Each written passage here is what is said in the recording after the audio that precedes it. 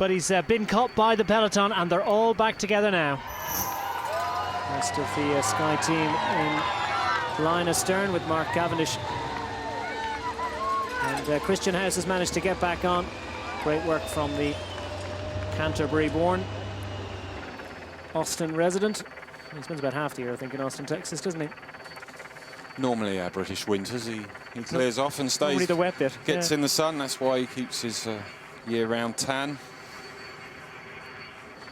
He's lost a couple of shades of tan this week.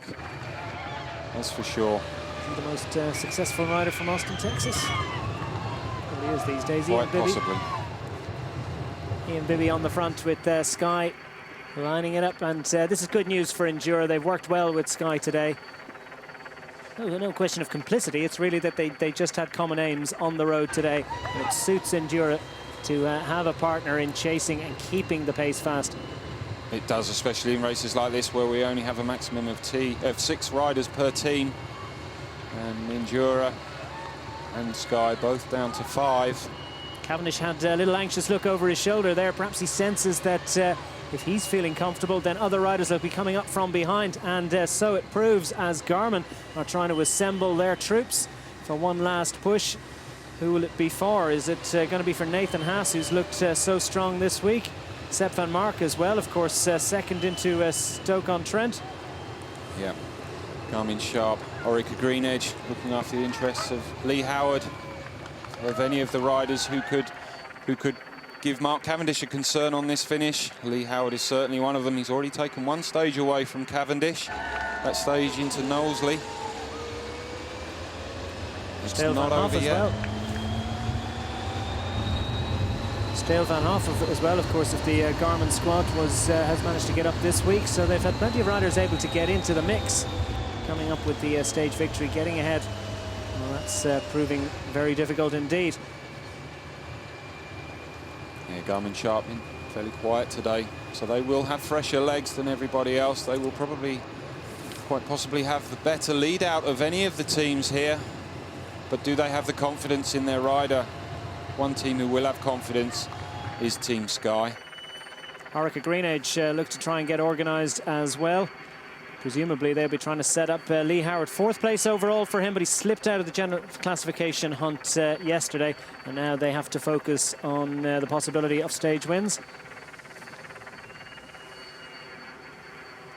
You have Ida Skropis as well, who's also been so strong this week and managed to get into contention for stage honours now within the last 2.5 kilometres. And it looks as if the other squads are happy enough to leave Sky on the front for as long as possible.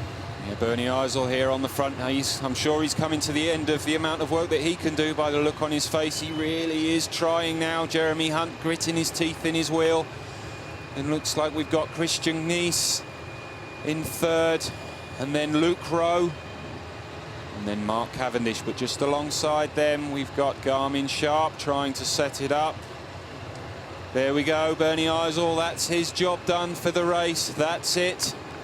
All that's left for him to do now is get himself to the finish and showered and fueled. So not the lead out that they might have hoped for, because Jeremy Hunt has gone back onto the front. Small teams in this race, and it makes it a little bit more difficult to control, and that makes it all the more exciting when it comes to the end game. This is such a difficult finish for these riders at the end of what's been a really, really hard week of racing, and they're all scrabbling to stay on wheels right throughout the group as they head down towards the finish. So many of them just concerned about getting to the finish up front. Riders with other ambitions. Yep, 1.8 kilometres to go now. 2 Sky riders left there in front of their man Mark Cavendish. Garmin Sharp starting to move up. Will Cavendish let Luke Rowe's wheel go and allow a couple of other riders in front of him? So much is made of Cavendish's lead-out train, but he's certainly a rider who's shown us over the last few years that he's capable of doing it on his own if need be, not least in the World Championships last year. It's a late attack from one of the Saur's Sojasun riders as it caught the field napping. He's got a long way to go as UnitedHealthcare attempt to control. It is UnitedHealthcare, their man boy Van Poppel in the chain reaction sprint jersey there in 2nd place there behind his teammate. Mark Cavendish has got himself into a good position. He's got a few riders in front of him now. That's the way he likes it. Boy Van Poppel in the chain reaction cycles points jersey. He'll be confirmed in that at the conclusion, I suspect, very shortly.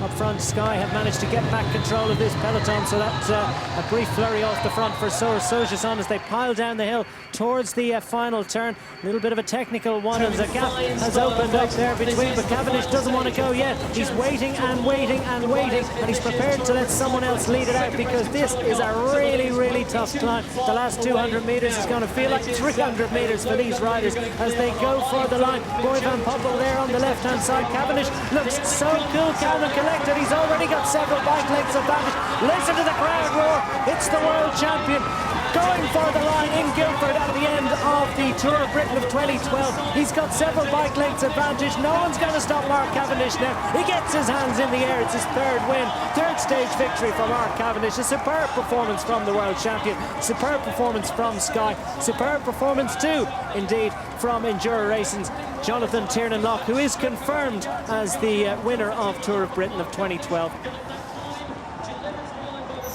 One last time and soaking it all in, the cobbles of